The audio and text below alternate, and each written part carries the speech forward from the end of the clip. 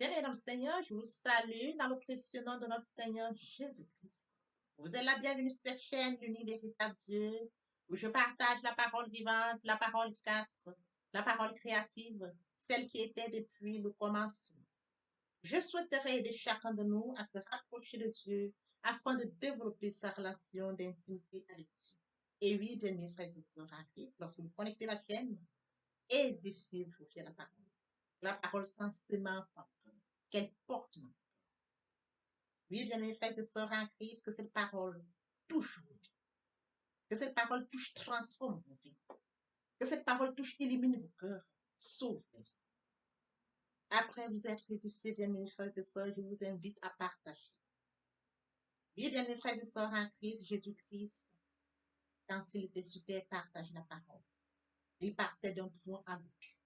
De nos jours, bien mes frères et sœurs en Christ, via les réseaux sociaux, nous n'avons pas besoin de nous déplacer, mais nous pouvons utiliser ce moyen pour partager la parole, pour toucher plusieurs aux esprits.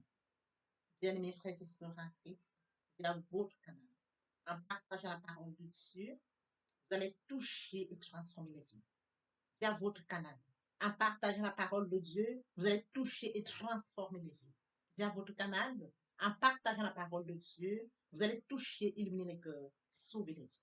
Voyez-vous, bien-aimés frères et sœurs en Christ, de la sorte, il n'y aurait pas seulement plus de joie pour un seul pécheur. Nous allons inonder le ciel de joie et encore de joie. Merci, Seigneur. Je vous invite bien évidemment à vous abonner. À vous abonner vous permettra, bien mes frères et sœurs en Christ, de vous édifier via les enseignements que vous allez recevoir. Vous abonner vous permettra également de grandir spirituellement. Vous abonner vous permettra, bien mes frères et sœurs en Christ, de garder une relation.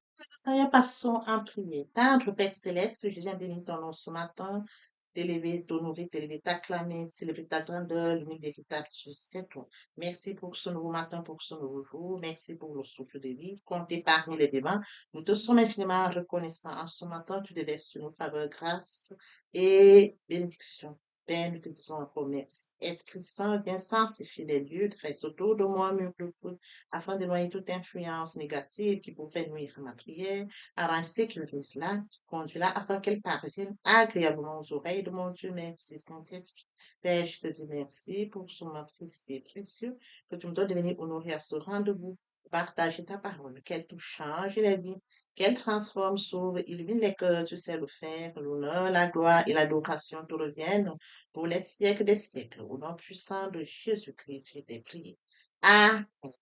Bien, mes frères et sœurs en Christ, dans le Seigneur, nous allons poursuivre à la lecture de Proverbe 15, 33. La crainte de l'Éternel enseigne la sagesse et l'unité précède la gloire. Il est bien évidemment écrit dans Proverbe 29, 23. L'orgueil d'un homme le conduira à l'humiliation, mais celui qui est humble d'esprit obtiendra la gloire. Frères et sœurs en Christ, aujourd'hui, nous allons partager notre enseignement intitulé l'humilité. Le point qui captive notre attention ce matin, c'est le bienfait. Oui, frères et sœurs en Christ, nous allons aborder les bienfaits, mais cependant, il faudrait que nous sachions que la liste ne sera pas exhaustive. Les points sur lesquels nous allons nous centrer nous permettront de comprendre, frères et sœurs en Christ, ce qu'il en est de l'unité devant Dieu. Oui, les bienfaits de l'unité. Alors, frères et sœurs en Christ, permettez-moi d'aborder un point très important sur le mourir en soi et de naître en Christ via la repentance et la conversion. Nous étions de leur nombre, loin du Père, loin de la source, loin de notre premier amour. Par la grâce de Dieu, nous sommes repentis et convertis. Qu'en est-il de mon proche? Oui, frères et sœurs, une créature merveilleuse, admirable, unique, mais loin du Père.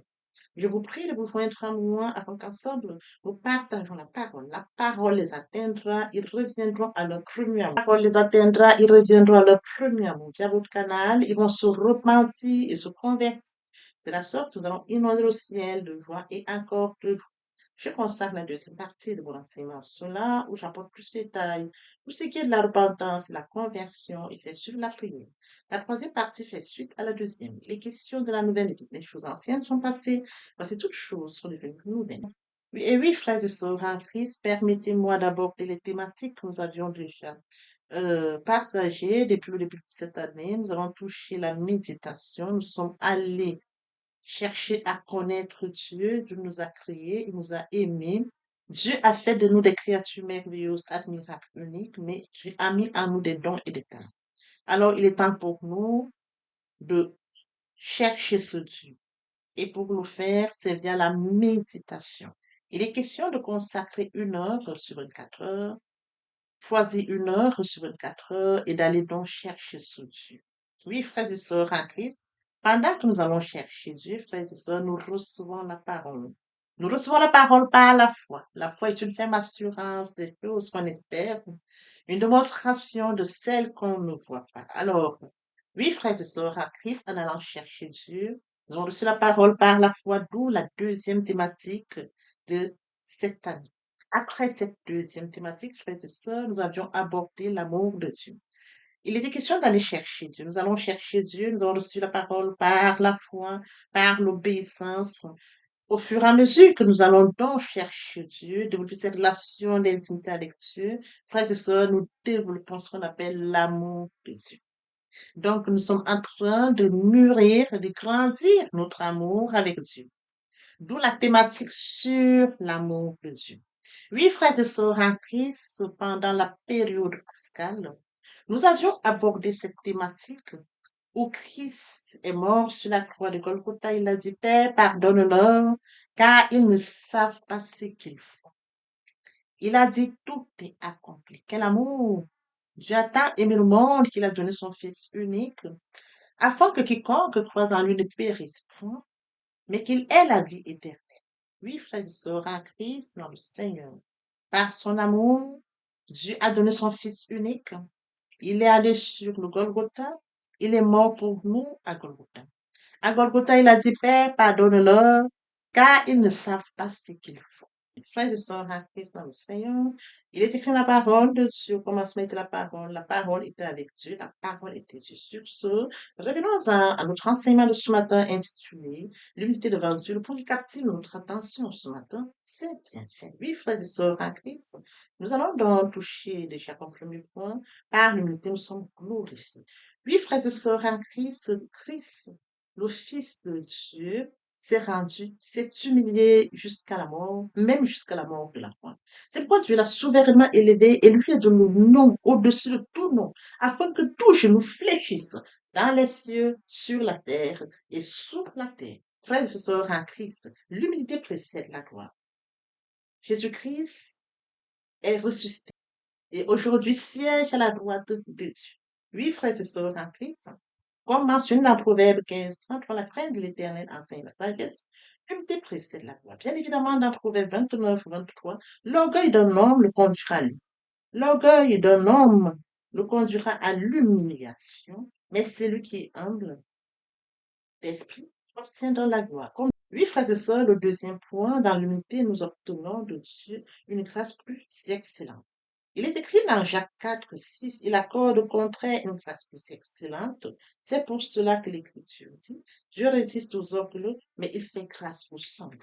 Plus on est humble, frères et sœurs, en Christ. Il est question de comprendre qu'une personne modeste estime son prochain supérieur à elle-même. L'honneur et le respect en tout temps.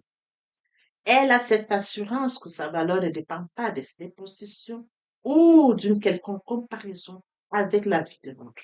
Oui, frères et sœurs, il est question de comprendre que l'être humain que je rencontre, frères et sœurs, a une place devant Dieu, est considéré devant Dieu.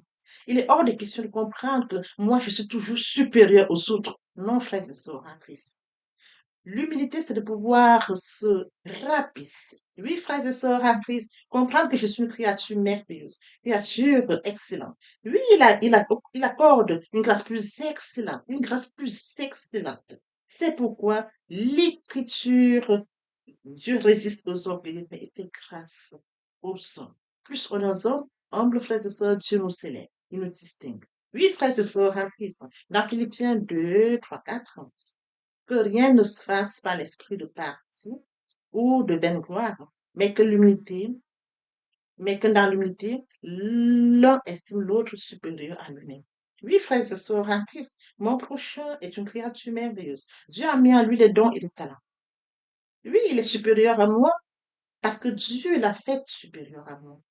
Oui, frères et sœurs en Christ, j'ai toujours de la considération pour toutes les personnes qui se présentent devant moi. J'ai de l'estime pour toutes les personnes, qu'importe l'âge. Oui, frères et sœurs en Christ, ça fait partie de l'humilité.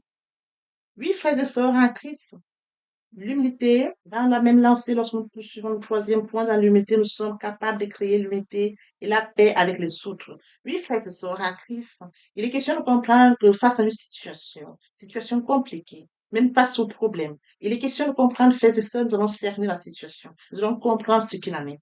Nous n'allons pas prendre parti. Non. Nous allons rester au juste milieu, essayer de voir qu'est-ce qui ne va pas. Si nous allons même unir les frères et sœurs. Nous allons pour faire régner la paix. Il faut considérer les autres. Une partie comme une autre sont des créatures de Dieu. Ce sont des créatures merveilleuses, faites à l'image et la ressemblance de Dieu. Dieu a mis en eux des dons de talent. Même s'il y a des conflits entre les hommes, il faut savoir gérer ces conflits. Il faut savoir comprendre les autres. Il ne faut pas prendre une partie et délaisser l'autre. Il faut rentrer en prière et demander, Seigneur, qu'est-ce que je fais? Le Dieu que vous servez, le Dieu que nous adorons, dans le secret, va nous révéler ce qu'il faut faire dans ce cas de figure. Oui, frères et sœurs en Christ, dans l'unité, nous sommes capables de créer l'unité, la paix avec les autres. Comme quatrième point, par l'unité, par l'unité, nous renonçons à nous-mêmes et laissons Christ vivre en nous. Oui, frères et sœurs en Christ, dans Galates 2:20, ce n'est plus moi qui vis, c'est Christ qui vit.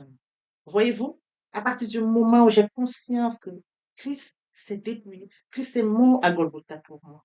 Il a porté mes fardeaux, mes peines, ma désobéissance. Oui, frères et sœurs en Christ, je me suis connectée, je l'ai accepté comme Seigneur et Sauveur. Il est humble, je suis humble. Il s'est humilié, je m'humilie. J'accepte Jésus comme Seigneur et Sauveur. Je manifeste l'amour et je m'humilie devant lui. Parce qu'il s'est humilié jusqu'à la mort. Oui, frères et sœurs, à partir du moment où je m'humilie comme ça, Christ vient en moi. Ce n'est plus que moi qui vis, mais c'est Christ qui vit en moi. Comme suite, l'humilité nous procure la douceur qui promet le repos à nos âmes. Frères et sœurs en Christ, le Seigneur Jésus est notre modèle parfait. Il est écrit dans Matthieu 21:5. Prenez mon joug sur vous et recevez mes instructions, car je suis doux et humble de cœur, et vous trouverez du repos pour vos âmes. Parole du Seigneur. Prenez mon joug sur vous et recevez mes instructions. Oui, frères et sœurs en Christ, nous lisons les Écritures, nous mettons la parole. Nous recevons la parole par la foi et nous actons la foi. Oui, frères et sœurs en Christ, nous mettons en application la parole. Qu'est-ce qu'elle nous enseigne? Elle nous enseigne l'humilité. Elle nous enseigne l'humilité précède la gloire. Elle nous enseigne que Christ est mort à Golgotha. Oui, frères et sœurs en Christ, il nous dit donc qu'il faudrait que nous prenions, que nous preniez mon joug et vous recevrez mes instructions. Frères et sœurs en Christ, nous trouverons du repos à partir du moment où, frères et sœurs, nous sommes humbles. Le Seigneur Jésus-Christ nous dit qu'il est humble de cœur et nous trouverons du repos pour nos âmes. Comme sixième point, l'humilité, par l'humilité, nous estimons un autre supérieur à lui-même, d'où la modestie. Oui, frères et sœurs en Christ, dans l'humilité, mon prochain est supérieur à moi. Dans l'humilité, je comprends que tu as mis en mon prochain des talents, des dons. Oui, frères et sœurs en Christ, une personne modeste estime son prochain supérieur à elle-même. Le respecte, l'honore en tout temps.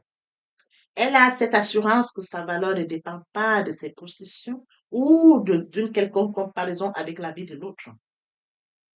Nous comprenons que mon prochain, frère et sœurs, est une créature merveilleuse, est une créature admirable. Mon prochain a des dons de talent. J'ai la considération de mon prochain, qu'importe son âge. Parce que Dieu l'a créé à son image, à sa ressemblance comme m'a créé. Et du respect pour mon prochain. Frères et sœurs en Christ, dans Philippiens 2:3, que rien ne fasse pas esprit, que rien ne se fasse par esprit de parti ou de vaine gloire, mais que dans l'humilité, l'un estime l'autre supérieur à nous. Parole du Seigneur. Nous devons estimer l'autre supérieur à nous. Lorsque nous poursuivons dans la même lancée, comme septième point, l'unité est la clé du progrès. Oui, frères et sœurs en Christ, dans Jacques 4:6-8, il accorde au contraire une grâce plus excellente. C'est pourquoi l'Écriture dit, Dieu résiste aux orgueilleux, mais il fait grâce aux humbles. Soumettez-vous donc à Dieu, résistez au diable, il fuira loin de vous. Approchez-vous de Dieu, il s'approchera de vous. Nettoyez vos mains pécheurs, purifiez vos cœurs, hommes irrésolus. Oui, frères et sœurs, si nous nous humilions devant Dieu, si nous nous humilions, frères et sœurs, en Christ, comme Christ s'est humilié. Il s'est humilié et Dieu l'a élevé. Dieu l'a glorifié. Oui, frères et sœurs, en Christ, l'unité est la clé du progrès. Nous vous humilions, frères et sœurs, en Christ, Dieu nous élève. Plus nous humilions, Dieu nous donne la prospérité. Plus nous humilions, Dieu nous conduit. Oui, frères et sœurs, en Christ, approchons-nous de Dieu. Il s'approchera de nous. Nettoyons nos pécheurs, purifions nos cœurs, hommes irrésolus. Dans Jacques 4, 10, humiliez-vous devant le Seigneur et il vous élèvera. C'est Dieu qui élève. Si nous allons dans l'unité devant le Dieu trois fois saint, le Dieu omniscient, omnipotent, omniprésent, il nous élèvera. N'oublions pas qu'il détient le calendrier de notre vie, la mission pour laquelle il nous a créés. À partir du moment où il détient la mission, frères et sœurs, et que nous sommes humbles devant lui, le Dieu puissant nous élèvera au moment convenu. Il nous élèvera, frères et sœurs, en Christ parce qu'il détient la mission de notre vie, la mission pour laquelle il nous a créés. Lorsque nous poursuivons dans la même lancée, le huitième point, à l'unité, Dieu nous procure la sagesse divine. Frères et sœurs en Christ, dans Proverbe 11, quand vient l'orgueil, vient aussi le mépris, mais la sagesse est avec les hommes. Oui, frères et sœurs en Christ, lorsqu'on est sage, oui, frères et sœurs en Christ, on comprend que la sagesse vient de Dieu, la sagesse divine. Oui, frères et sœurs en Christ, on la reçoit dans le on la reçoit dans l'unité parce qu'on sait que c'est Dieu qui nous l'a donné. On la reçoit dans l'unité parce qu'on aime Dieu. On la reçoit dans l'unité parce qu'on regarde son Fils Jésus-Christ qui était humble devant son Père. On la reçoit dans l'unité parce qu'on a accepté son Seigneur et Sauveur. C'est une référence pour nous. Oui, frères et sœurs en Christ, nous recevons la sagesse, l'humilité. Comme neuvième point, l'unité de Dieu procure la richesse, la gloire et la vie. Il est écrit dans Proverbe 22:4, le fruit de l'unité, de la crainte de l'Éternel, c'est la richesse, la gloire et la vie. Dans l'unité, nous sommes glorifiés parce que Dieu se glorifie au travers de nous. Il a mis à nous des dons, des talents. Oui, frères et sœurs en Christ, il met à nous des dons, des talents pour se glorifier. Oui, frères et sœurs en Christ, il nous donne la vie. Il nous donne la vie pour se glorifier. Oui, frères et sœurs, il prépare une mission pour laquelle nous avons sur terre pour se glorifier. Oui, frères et sœurs, à Christ, nos fruits de l'unité, la crainte de l'éternel, c'est la richesse, c'est la gloire, c'est la vie. Comme disait point, l'unité de Dieu procure l'élévation. Et oui, frères et sœurs, 1 Pierre 5, 6, humiliez-vous donc sous la puissante main de Dieu, afin qu'il vous élève au moment où Dieu a un plan, il a une mission, il nous élève au moment où nous devons le célébrer, parce que c'est un Dieu des temps, des circonstances, omniscient, omnipotent, omniprésent. Le Dieu sait quand il nous élèvera. Frères et sœurs, dans l'humilité, laissons Dieu nous élever. Dans l'unité, laissons Dieu se glorifier. Dans l'unité, laissons Dieu se distinguer. Son Fils Jésus-Christ aujourd'hui siège à la gloire du Père. Qui savait, frères et sœurs, quand il est mort, le troisième jour, il est resté. La terre n'est pas plus contenue. Oui, frères et sœurs en Christ, oui, frères et sœurs en Christ, l'unité est le fondement de la vie spirituelle. Oui, frères et sœurs, faisons tout notre possible pour rester toujours humbles, pour être toujours humbles à l'imitation de notre Seigneur Jésus-Christ, qui s'est anéanti lui-même, prenant la forme d'un esclave, étant fait à la ressemblance de l'homme. Il s'est humilié en obéissant jusqu'à la mort, même jusqu'à la mort de la croix. C'est pourquoi tu l'as souverainement élevé et lui as donné le nom au-dessus de tout nom, afin qu'au nom de Jésus, tous genoux fléchissent dans les cieux, sur la terre et sous la terre. Papa, je t'aime. Papa, je t'aime. Oh, papa, je t'aime. Tu es mon papa. Papa, je t'aime. Papa, je t'aime. Oh, papa, je t'aime. Tu es. Voici nous allons poursuivre les deuxième et troisième parties de notre enseignement, partie riche importante pour compléter cette première pour notre édification. Sur ce, je vous prie dans l'oreille pour la suite. Merci, Seigneur. Il est bien évidemment écrit dans Jean 3, 8. Le vent souffle où il veut et tu entends le bruit, mais tu ne sais d'où il vient, ni où il va. Il en est ainsi de tout homme qui est né de l'Esprit. Bien-aimés frères et sœurs en Christ, lorsque le vent souffle, nous ne pouvons pas voir où il va précisément, d'où il vient précisément. Nous ressentons, bien-aimés frères et sœurs en Christ, après lecture de Jean 3, 8, On nous explique brièvement comment, quand nous sommes nés de nouveau, ça se manifeste. C'est une illustration, bien mes frères et sœurs en Christ. Il est bien évidemment écrit au début, le vent souffle où il veut. Et on entend son bruit. Mais nul ne sait où il va, d'où il vient. C'est de la même manière pour tout homme qui est né en esprit. Tout homme qui accepte Jésus-Christ comme Seigneur. Tout homme qui vient vers le Seigneur Jésus-Christ dit, je t'accepte comme Seigneur et Sauveur. Il se laisse guider par le Seigneur Jésus-Christ. Lorsque vous l'acceptez, bien mes frères et sœurs en Christ, votre vie n'est plus sous votre contrôle. C'est lui qui vous guide. Vous n'avez plus le contrôle de votre vie. Vous sentez qu'on vous conduit comme le vent qui souffle. C'est écrit, le vent souffle où il veut. Tu entends le bruit. Quand le Saint-Esprit est en vous, vous sentez, vous le ressentez que l'Esprit Saint est là. Mais c'est lui qui vous conduit. C'est lui qui vous guide. C'est lui qui vous oriente. Le vent souffle où il veut. Et tu entends le bruit, mais tu ne sais d'où il vient, d'où il va.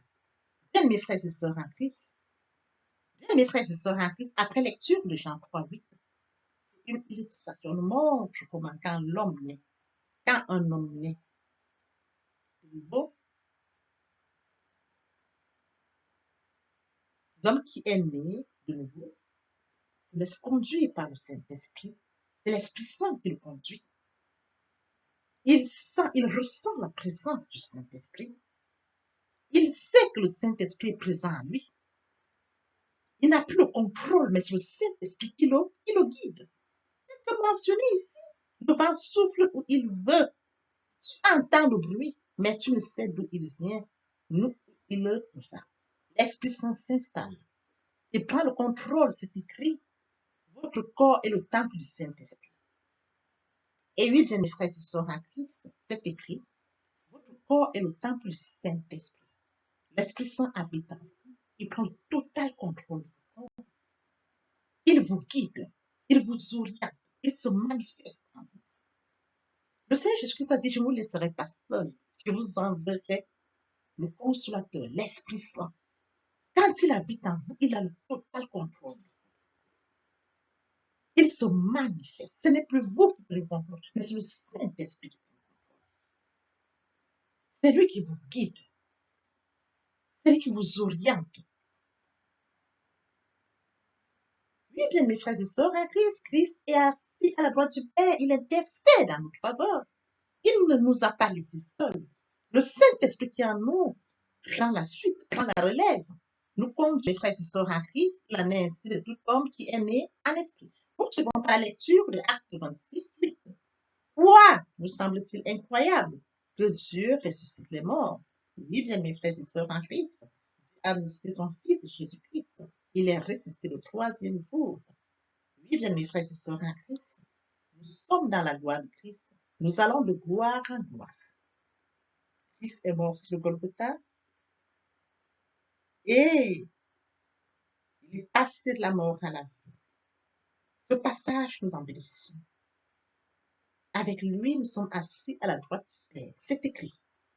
Bien, mes frères et sœurs en Christ, nous devons être conscients que Dieu a tant aimé le monde qu'il a donné son Fils unique, afin que quiconque croit en lui ne périsse point, mais qu'il ait la vie éternelle. Oui, bien, mes frères et sœurs, lorsque nous acceptons Jésus-Christ comme Seigneur et Sauveur, lorsque nous passons par la repentance et la conversion, nous passons à notre vie. Nous changeons le centre de gravité de notre vie. Nous tournons vers notre vie, vers le Seigneur Jésus-Christ. Nous laissons le contrôle de notre vie entre les mains du Seigneur Jésus-Christ.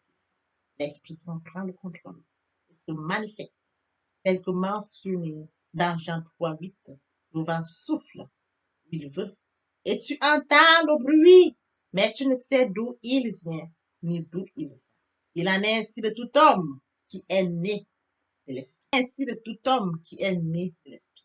L'herbe sèche, la fleur tombe, mais la parole de Dieu demeure éternellement. Papa, je t'aime. Papa, je t'aime. Oh. Papa, je t'aime, tu es mon papa.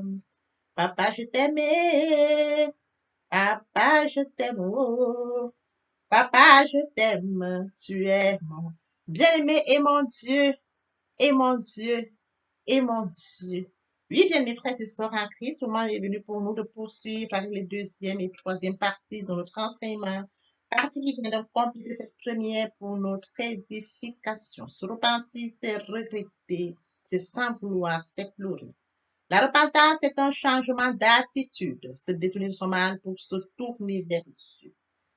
Venez, plaidons, dit le Seigneur, si vos péchés sont comme le cramoisi, ils deviendront blancs comme la neige. S'ils sont comme la pourpre, ils deviendront comme la mienne. Se convertir, c'est le fait de déplacer le centre de gravité de ma vie ancienne vers mon Dieu. Se convertir, c'est de croire en Jésus-Christ. En un mot, nous pouvons dire que la conversion accompagne la repentance. Lorsque les cœurs se convertissent, le voile est ôté. Or, le Seigneur, c'est l'Esprit. Là où est l'Esprit du Seigneur, là est la liberté. Toutes les personnes qui ne se sont pas encore engagées à suivre le Seigneur, pour ceux qui se sont engagés, et qui auraient, pour ceux qui sont engagés, et qui auraient abandonné quelque raison que ce soit, le moment est venu pour nous, bien mes frères et sœurs en Christ, de passer en prière via cette chanson. Miséricorde insondable, Dieu peut-il tout pardonner? Absoudra sidra coupable et mes péchés oubliés. Jésus, je viens à toi, tel que je suis, je viens à toi. Jésus, je viens à toi, tel que je suis, papa. Ah, répétez après moi la prière, Seigneur Jésus. Je m'engage à te suivre tes souffles. Je sais que tu es mort sur la croix de Golgotha. Le troisième jour, tu es ressuscité afin que je sois justifié. Merci, Père, pour l'œuvre de la foi. Merci pour l'amour que tu as manifesté au travers de ton Fils. Merci, Seigneur, pour le salut de mon âme. Merci pour avoir sauvé mon âme. Amen. Notre Père Céleste, merci pour les âmes précieuses. Merci pour l'engagement que tu leur donnes. Mon Dieu, mon roi, je te prie de veiller, de conduire, afin qu'ils y restent. Dieu qui sait faire, qui peut faire, je laisse entre tes mains. L'honneur, la gloire, l'adoration te reviennent pour les siècles des siècles.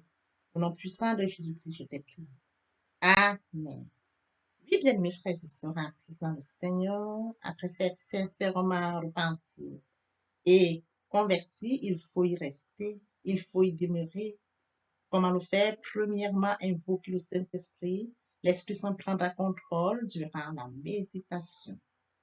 Poursuivra la lecture du verset ou du texte qui servira d'appui durant la méditation. Matthieu 4, l'homme ne vivra pas seulement de pain, mais de toute parole qui sort de la bouche de l'Éternel. Méditer la parole, c'est l'approfondir, c'est la mûrir, c'est aller en réflexion profonde. Que ce livre de la loi ne s'éloigne point de toi, médite-le jour et nuit. Que ce livre de la loi ne s'éloigne point de toi, médite-le jour et nuit. C'est alors que tu auras du succès dans tes entreprises. C'est alors que tu réussiras. Suivra la réception, bien-aimé, lorsque nous donnons. Oui, bien, mes frères et sœurs, suivra la réception, on ne donne que ce qu'on reçoit. Lorsqu'on plante une graine, on s'attend à la récolte. En louange la parole, en adoration la parole, en jeûne et prière la parole, déclarer la parole au moment opportun. Nous observons tout ça. Et oui, bien, mes frères et sœurs en Christ, après avoir médité la parole, nous devons recevoir la parole. Recevoir la parole via la foi. La foi est une ferme assurance des choses qu'on espère, une démonstration de celles qu'on ne voit pas. La foi vient de ce qu'on entend. Ce qu'on entend vient de la parole de Dieu, de par conséquent. La foi vient de la parole de Dieu. Recevoir la parole via l'obéissance. L'obéissance veut mieux que le sacrifice. Et l'observation de sa parole veut mieux que la reste bénie. Après cela, bien-aimés, il faut mettre en pratique la parole. On donne tout ce qu'on reçoit. Et oui, bien, mes frères et sœurs en Christ, lorsqu'on plante une graine, on s'attend à la récolter. Et oui, bien, mes frères et sœurs en Christ, lorsque nous plantons, nous attendons une récolte. En louange la parole, l'adoration la parole.